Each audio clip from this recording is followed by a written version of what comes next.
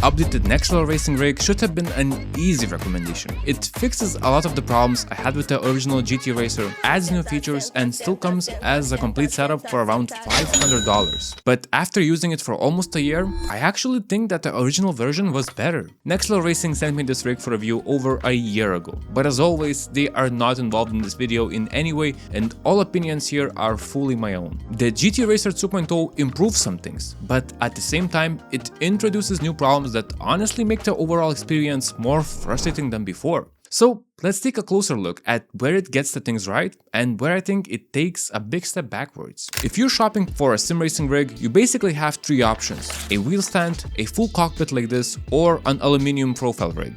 The GTRacer 2.0 sits bang on in the middle. For the price, you get pretty much everything you need: the frame, seat, and shifter mount. A lot of aluminium profile rigs around this price only give you the frame, so this is not only more affordable, but also just more convenient. And this is something I think a lot of beginners don't realize. Many aluminium rigs are shown in photos with a seat, monitor mount, shifter plate, and accessories, but when you actually go and buy one, most of that is optional. So then you spend hours picking accessories and choosing the right seat, just to realize that the $600 rig is actually closer to something like $1,000. That's why, on paper, this rig makes a lot of sense. Anyway, so how is this rig in general? Starting with the assembly, it was fairly quick and simple. Of course, it did help me a lot that I already had their original rig and already knew where everything was. Nonetheless, Next Level Racing provides, in my opinion, the best assembly guidance booklets on the market. I know, it's a small detail, but believe me, if you are building your first rig or any new rig in general,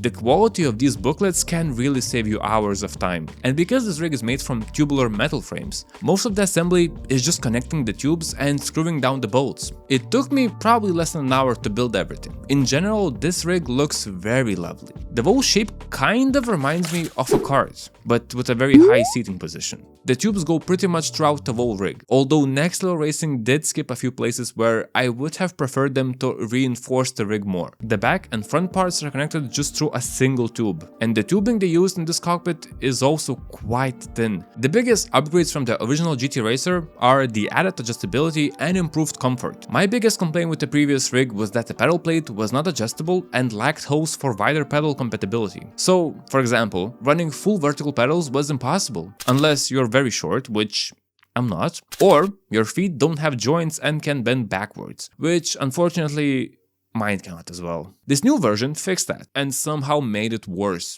They added more holes, which is great. They added adjustability, so now you can adjust the angle of the pedal plate, but somehow it feels cramped, and I couldn't understand why. With the original version, I was able to comfortably use my pedals even at an angle, but now, with the pedal plate almost flat, theoretically, it should provide more space. But it's the opposite. In my natural seating position, my knees are always banging this part of the frame. That's because, even though the pedal plate is almost flat, they actually raise the part where the heel goes, so automatically it raises your knee position as well. Hi, editing me. So while I was filming some B-rolls, I disassembled the whole rig. I completely forgot about this part because when I built this rig it was pretty much almost a year ago, and I just found a somewhat comfortable position with the pedals. So by flipping around the pedal plate, you are actually able to go in a much lower position where your heels are much lower, pretty much to the same position that it was on the GTRacer, on the original version. But there is one big issue. In this position, your ankles hurt a lot. At least my ankles did hurt a lot. It basically felt like the same position that you have when you have leg cramps and you're pulling your toes up to make the cramps go away. That's the sort of pain I was experiencing with the pedal plate at the lowest as it can be in the heel part. Unfortunately, it doesn't stay flat. It's now at an angle. That's why when I was building this rig, I just placed it in a flat position because for me it felt the most natural position. Hitting your knees occasionally or resting them on the metal part is less painful than having this massive pain in your ankles. Okay, so maybe let's just move the seat a bit back? Oh wait, there's another problem. The wheel plate technically has some adjustment, but not enough. You can adjust the tilt angle, height, and move it slightly forward and back. But these are very minor adjustments. If you need bigger adjustments, especially forward and back,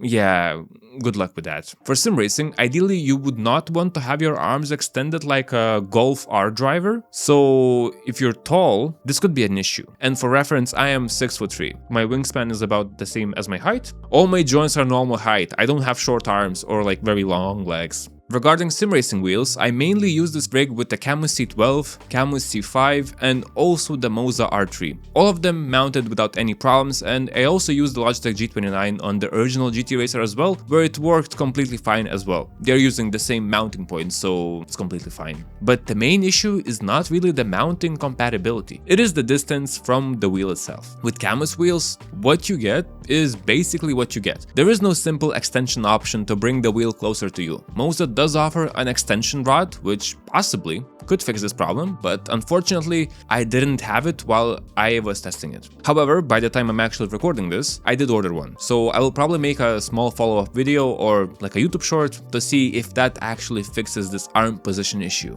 But the wheel plate, as well as the pedal plate, do offer a lot of mounting holes, so the majority of wheels and pedals should fit without any problems. Now, as I mentioned briefly, you can move the chair back and forth. The adjustment range is very good, but again, the biggest bottleneck here is the wheel plate adjustment. The biggest improvement Next Level Racing made on this rig is completely changing the seat itself. One of the biggest comfort problems I had with the original was that the seat was just too narrow. My shoulders would be squeezed too much by the shoulder support, so people with a bit wider frames would have struggled with comfort quite a bit. This updated seat is much wider, which of course adds more comfort over long racing stints. They also added double seat sliders for smoother and more reliable adjustment, as well as double seat recliners. Now this one is actually very important and a bit overlooked in my opinion. On the original rig, the seat began sagging after a while, so it felt like I was driving in a bit of a crooked position. This upgrade completely fixed that. However,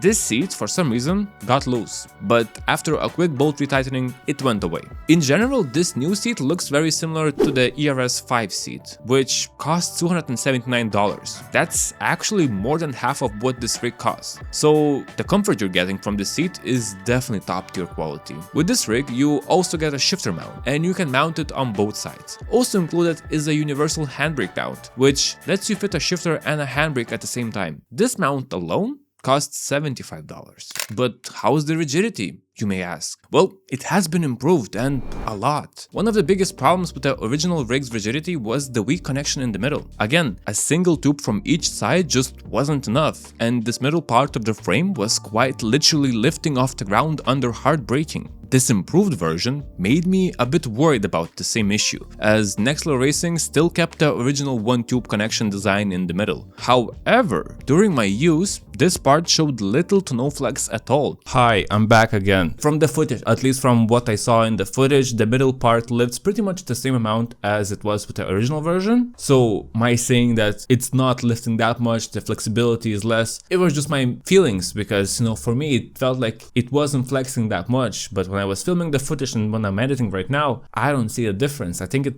lifts the same amount as it was before. I think that's because the pedal plate is much stronger, and when you're braking, it doesn't feel on your foot like it's moving a lot. On the previous rig, when you were braking, it used to flex a lot. The pedal plate was flexing, the middle part was lifting, the seat was also going back. It was really enhanced this whole flexibility, and now it doesn't feel that bad. Pedal plate rigidity has also been improved quite a lot. Under hard braking, I didn't feel anything drastic. In the footage, I did see some flexibility, but even that was much less than on the original frame. The wheel plate rigidity is perfect. There is no flex or movement, which of course you would expect, but still, that's a very solid thing. Seat rigidity has also been improved by a lot. The back part doesn't rattle as much as it used to on the version 1. However, there are still some issues. No matter what wheelbase I used, sometimes the vibrations coming from the wheel would translate through the whole rig.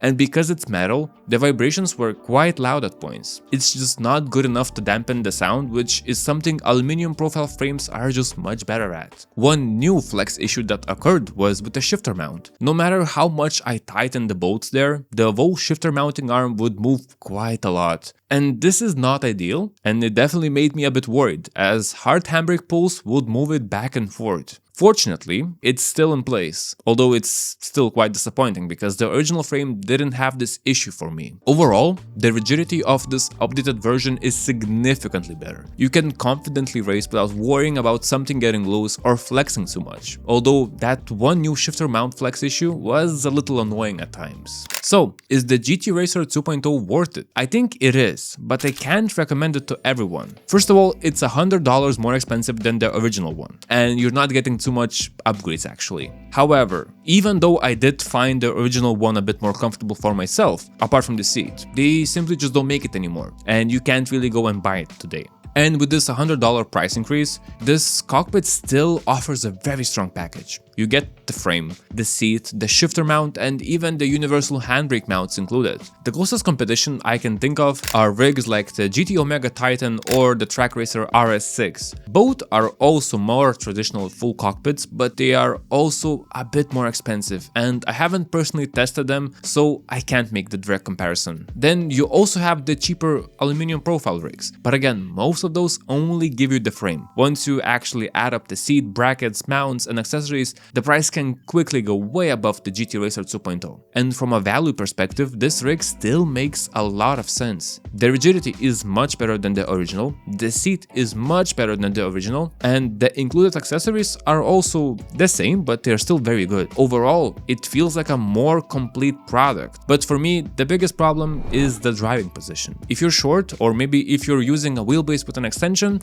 this might not be a big issue. But at 6'3", I constantly felt like I had to choose between my legs being in a very uncomfortable position or having my arms too extended. Which, by the way, supported height is up to 6'7", and I have no clue how a person this tall would even fit in this. I don't know, it seems crazy to me. And that's where the original GTRacer, at least for me, was more comfortable. The shifter mount flex is also disappointing, especially because the original one didn't have this issue for me. Of course, this probably could vary from rig to rig, but still, I find it disappointing. And the metal frame can still transfer quite a lot of vibrations, which can get loud depending on the wheelbase you're using. So my final verdict is this: if you're buying your first proper sim racing cockpit and you want something included in one box, the GTRacer 2.0 is still a very solid choice. It is much better than using a wheel stand, it is much more convenient than building a cheap aluminum profile rig from scratch, and for the price, you are getting quite a lot. But if you're tall like me, I would be a bit careful. The driving position might become annoying over longer racing sessions, especially if your wheelbase does not have any way to bring the wheel closer to you. And if you already own the original GTRacer, I honestly don't think this is a clear upgrade. It improves a lot of things, but it also creates new problems that weren't there before. So overall,